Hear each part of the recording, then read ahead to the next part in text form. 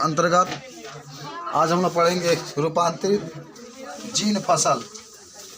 जो हम लोगों ने कल पढ़ा था रूपांतरित जीन फसल में कि अगर कोई फसल है उसकी पैदावार कम हो रही है, उसके पैदावार को बढ़ाना है, उसके गुणवत्ता को बढ़ाना है, तो उस फसल के जीन में परिवर्तन कर देते हैं। और जीन में परिवर्तन करके तब उस माने ऐसे फसल का निर्माण करते हैं जिसकी उत्पादन बहुत अधिक हो और जिससे बहुत अधिक उत्पादन भी हो, जिससे बहुत अधिक मात्रा में आपको जीवाणु से लड़ने की शक्ति भी प्राप्त हो। तो उसी को हम लोग क्या कहते हैं? रूपांतरित जीन फसल कहते हैं हम लोग। कल इसके बारे में हम लोग चर्चा किए थे, याद होगा। आज हम लोग पढ़ेंगे अनुवांशिक रूपांतरित फसलों के लाभ। जो ये फसल बनाए हैं इससे क्या लाभ होते हैं। तो आज का हेडिंग यही रहेगा, लिख लो, अनुवांशिक रूपांतरित फसलों के लाभ। वो तो बता ही देना, कल तो पढ़े थे उसके बारे में। अनुवांशिक ओकर आगे लाभ जोड़ देना, हो जाएगा। अनुवांशिक रूपांतरित फसलों के लाभ।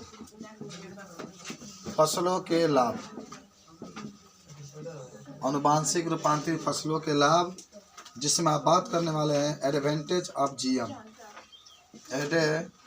Advantage of GM. अच्छा, जीएम क्यों लिखा गया है?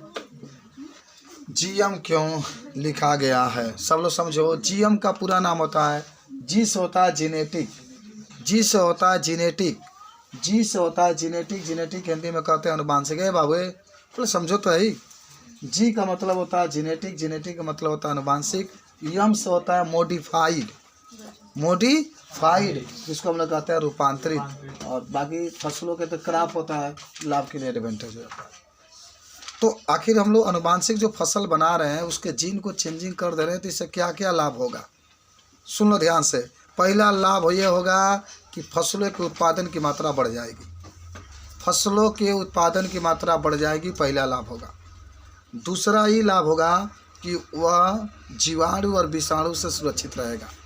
उस पर जीवाणु और विषाणु जब अटैक करेंगे तो उस फसल पर कोई प्रभाव नहीं पड़ेगा। तीसरा ये होता है कि उसके अंदर रोग प्रतिरोधक क्षमता भी बढ़ जाएगी। चौथा, उसको कम मात्रा में पानी की आवश्यकता होगी, पानी भी नहीं रहेगा, कम मात्रा में रहेगा, तभी वो फसल तैयार हो जाएगा। और पांचवा ही कह सकते हैं कि बहुत कम समय में ये जो फसल होते हैं तैयार हो जाते हैं। सीखे कुछ? जितना अच्छे अच्छे क्वालिटी फसल के होते हैं सब वो क्वालिटी आपको अनुवांशिक रूपांतरित फसल में लिख देना है, यही इसका लाभ हो जाएगा।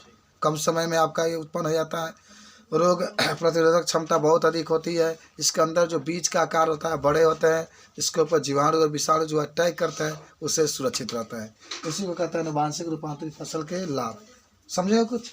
अब इसमें हेडिंग बना बना के आप लिख लीजिए। हेडिंग नहीं, ऐसे ही लिखिए क्या क्या लाभ होते हैं। पहले लिखेंगे, लिखें, ये फसल बहुत जल्दी तैयार हो जाते हैं। ये फसल बहुत जल्दी तैयार हो जाते हैं, पहला बात, ये फसल बहुत जल्दी तैयार हो जाते हैं। दूसरा, ये फसल की उत्पादन बढ़ जाती है। इस फसल की जो फसल है इसकी उत्पादन बढ़ जाती है। तीसरा, इस फसल के रोग प्रतिरोधक क्षमता भी बढ़ जाती है, क्षमता भी बढ़ जाती है। रोग प्रतिरोधक मतलब रोग इसको नहीं होता है, रोग इसको नहीं होता है। चौथा लिख सकते हैं, इस फसल में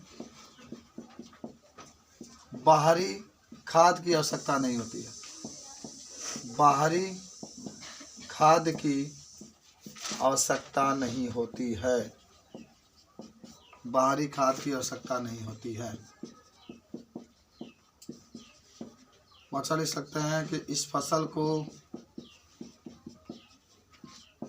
को कम पानी की आवश्यकता होती है, कम पानी की आवश्यकता होती है। आवश्यकता होती है। 5 लाभ आपके सामने है। जब भी आपको इससे कोई पूछे कि अनुवांशिक रूपांतरित जो फसल होते हैं इसके क्या क्या लाभ होते हैं, तो टोटल लाभ आप बता सकते हैं।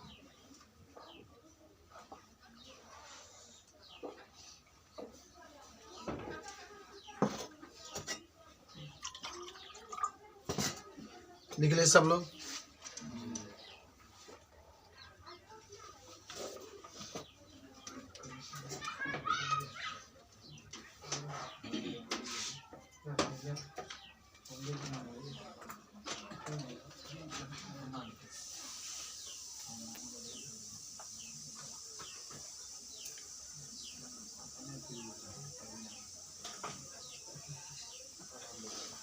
चले, हो गया, सब लोग लिख लिए। अब आप हेडिंग बनाइए, अनुवांशिक रूपांतरित फसलों की हानि।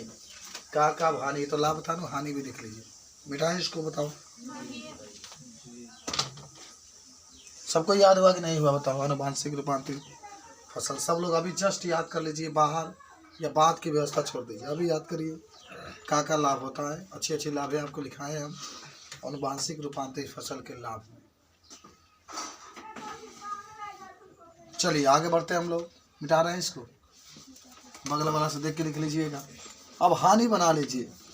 अनुवांशिक रूपांतरित जो फसल होते हैं उसकी का हानियाँ होती है भाई। लाभ तो जान गए, अब हम लोग हानि के जानने का प्रयास करेंगे।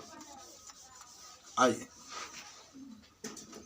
आजकल हम लोग पढ़ रहे हैं जिसका नाम हो रहा है जैव प्रौद्योगिकी का उपयोग, और उस जैव प्रौद्योगिकी के उपयोग में सबसे पहला हम लोग टॉपिक आजकल जो चर्चा में रख रहे हैं उसका नाम है फसल उत्पादन में कैसे जैव प्रौद्योगिकी का योगदान है।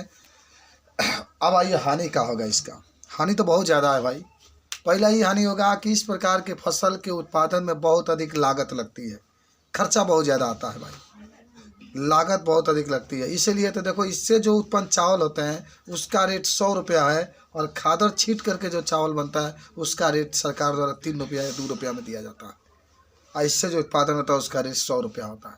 तो जो अनुवांशिक रूपांतरित फसल तैयार किए जाते हैं इसका जो खर्चा होता है बहुत ज़्यादा आता है। पहला तो ये क्वालिटी सब लोग याद रखेंगे। दूसरा, अनुवांशिक रूपांतरित फसल में जो बीज बनते हैं वह बीज 1 साल माने 1 वर्ष बोने के बाद दोबारा नहीं बोए जा सकते हैं। इसके लिए नया बीज खरीदना पड़ता है, हर साल नया बीज खरीदना पड़ता है। ये भी किसान के लिए एक बहुत बड़ी माने समझिए कि नुकसान की बात है। ऐसा होता था अगर एक बार में अगर फसल उगता है उसके बीज का प्रयोग करके कई साल तक बोते हैं तो आसान रहता है। दूसरा बात ये रही कि माने हर साल बीज को बदलना पड़ता है। तीसरा ये होता है कि लगातार इसके प्रयोग करने से, लगातार इसके बोने से जो मिट्टी की उर्वरता शक्ति होती है वो समाप्त हो जाती है। लगातार इस फसल को बोते रहने से मिट्टी की उर्वरता शक्ति समाप्त हो जाती है। चौथा, लगातार इस प्रकार के फसल का बोने से जो जीवाणु और विषाणु जो पहली बार में अटैक नहीं करते थे, अब दूसरी तीसरी बार में अटैक करना शुरू कर देते हैं। यानी जो प्रतिरोधक क्षमता होता है इसका कम होता चला जाता है। इससे क्या होता है, कम होता चला जाता है। इसीलिए ये जो होता है अनुवांशिक फसल की, ये भी एक हानि होती है। और दूसरा का ये होता है कि अनुवांशिक रूपांतरित जो फसल होते हैं उसको उगाने में या उसको एक जगह से दूसरी जगह ले जाने में कभी कभी बहुत अधिक टाइम भी लग जाता है इसमें। तो सब हानि के अंतर्गत लिखेंगे। देखो, क्वेश्चन कोई भी हो, अगर लाभ पूछता है तो लाभ के रूप में लिखिए, क्वालिटी लिख दीजिए उसकी। हानि पूछता है तो हानि के रूप में लिख दीजिए। अभी कभी नहीं सोचा था बाप रे क्या लिखेंगे हम इसमें, जो लाभ में लिखे तो उसका उल्टा करके हानि में लिख लीजिए। वही लाभ और हानि की बात होती है। तो पहला लिखते हैं हम लोग फर्स्ट में, पहला आप लिखेंगे कि इस प्रकार के फसल को उगाने में इस प्रकार के फसल को उगाने में अधिक खर्च लगता है,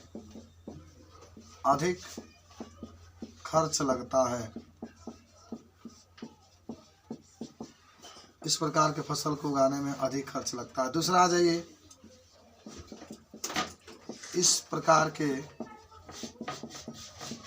फसल को लगातार उगाने पर मिट्टी की उर्वरता शक्ति नष्ट हो जाती है। मिट्टी की उर्वरता शक्ति, बहुत ही आसान पाठ है जान जाना। मिट्टी की उर्वरता शक्ति नष्ट हो जाती है। आसान भी है और उससे आसान तो मैं पढ़ा भी रहा हूँ आपको। आसान तो है, उससे भी आसान तरीके से आपको समझाने का मैं प्रयास कर रहा हूँ। तीसरा लिख सकते हैं कि इसमें इस प्रकार के लिख रहे हैं, इस प्रकार के फसल में बीज केवल एक बार ही बनता है।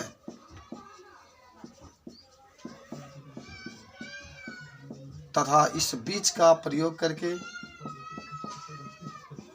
दोबारा फसल नहीं उगाया जा सकता है। तथा इस बीज का प्रयोग करके दोबारा फसल नहीं उगाया जा सकता है, नहीं उगाया जा सकता है। यह भी एक क्वालिटी है भाई। 4 नंबर लिख सकते हैं कि इस प्रकार के फसल को लगातार उगाने पर इसकी प्रतिरोधक क्षमता कम हो जाती है। प्रतिरोधक क्षमता कम हो जाती है।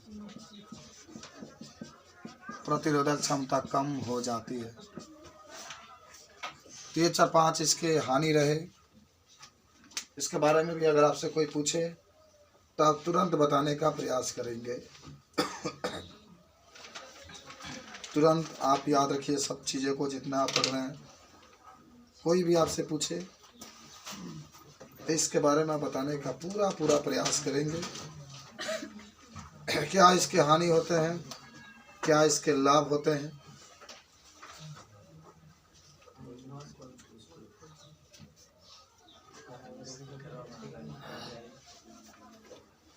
लिख लिए सब लोग? बोलो, सब लोग लिख लिए? एक और हेडिंग बनाने का प्रयास करेंगे। बीटी फसल, बीटी फसल, कैपिटल बी स्मॉल टी फसल, बीटी फसल। सब लोग को मालूम है क्या है बीटी फसल, किसे कहते हैं? बी का मतलब होता है बैसिलस थ्यूरियंसिस। आप पढ़ करके आ रहे हैं, याद करिए। आप पढ़ करके आ रहे हैं बैसिलस थ्यूरियंसिस के बारे में। एक प्रकार के जीवाणु होता है, जब किसी फसल के अंदर इसको डाल देते हैं तो उसी को हम लोग कहते हैं बीटी फसल। क्या हुआ है? नहीं लिखा है क्या अभी? या जल्दी लिखो। तीसरा लिखा, इस प्रकार के फसल को बीज एक बार प्रयोग करने के बाद दोबारा नहीं उगाया जा सकता है। हर साल बीज खरीदना पड़ता है, हर साल बीज खरीदना पड़ता है किसानों को। यह लिखा गया है। चलिए आगे बढ़ते हैं हम लोग, जल्दी जल्दी पढ़ो। अब आप एक हेडिंग बनाएंगे बीटी फसल।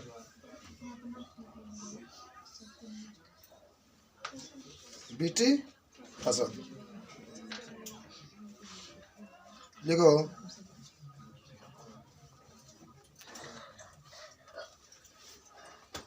पहले समझ लो बीटी फसल होता क्या है। जब कोई फसल है, उस फसल के अंदर जड़ों में या कहीं भी बीटी जीवाणु को प्रवेश करा दिया जाता है। किसको? बीटी जीवाणु को प्रवेश किया जाता है। बीटी जीवाणु का है मालूम है? बैसिलस। बैसिलस तो जीवाणु का ही रूप होता है ना, छड़ आकार का होता है, छड़ आकार के। बैसिलस का मतलब जो जीवाणु होगा वो छड़ आकार का होगा, याद करिए। थ्यूरियंसिस, बैसिलस थ्यूरियंसिस को जब किसी फसल के अंदर डाल देते हैं तो उस फसल को हम लोग बीटी फसल कहते हैं। तो उस फसल को हम लोग क्या कहते हैं? बीटी फसल कहते हैं। याद हुआ? अच्छा, इसको डालने से फ़ायदा क्या होगा? वही फ़ायदा होगा, उस फसल के अंदर प्रतिरोधक क्षमता बढ़ जाती है। उस फसल के अंदर प्रतिरोधक क्षमता बढ़ जाएगा, उत्पादन क्षमता बढ़ जाएगा, कम समय में उग जाएंगे, कम पानी की आवश्यकता होगा, और रोगों से लड़ने की शक्ति भी हो जाएगी। ऊपर से जीवाणु सूक्ष्म जीव अटैक करेंगे तो उस फसल के ज़्यादा नुकसान नहीं होता। समझे बात को? मैंने आपको कहा कि बीटी फसल, बीटी एक प्रकार का जीवाणु है जिसका पूरा नाम होता है बैसिलस थ्यूरियंसिस। पढ़े होंगे, इसके पीछे वाले पाठ में भी आप पढ़े थे, आज भी पढ़ रहे हैं, तभी अभी तक भी याद नहीं किए तो अभी याद करो। आज दिन बहुत अच्छा है, जुमा के दिन है, बीटी फसल बैसिलस थ्यूरियंसिस, आज याद होना चाहिए। तो अगर आप इसके बारे में कहेगा, मान लीजिए कि आपके पास कपास है, क्या है? कपास है, कपास के अंदर क्या है? पूरा जड़ है। अभी जड़ के अंदर आप बीटी जो जीवाणु है उसको प्रवेश करा दीजिए, तो इस प्रकार के जब कपास बन गया उसको हम लोग कहते हैं बीटी कपास। मान आलू है, आलू का है, आलू है, आलू का ये जड़ है और इस आलू के अंदर फिर आपने बीटी जीवाणु को प्रवेश करा दिया, किसी को हम लोग कहते हैं बीटी आलू। कौन आलू कहेंगे? बीटी आलू। बैगन है, बीटी बैगन। घेवड़ा है, बीटी घेवड़ा। लौकी है, बीटी लौकी। कोहड़ा है, बीटी लौकी। केला है, बीटी केला। जो भी होगा उसमें डालते रहो, बीटी जीवाणु डालते रहो, वो बनता चला जाए।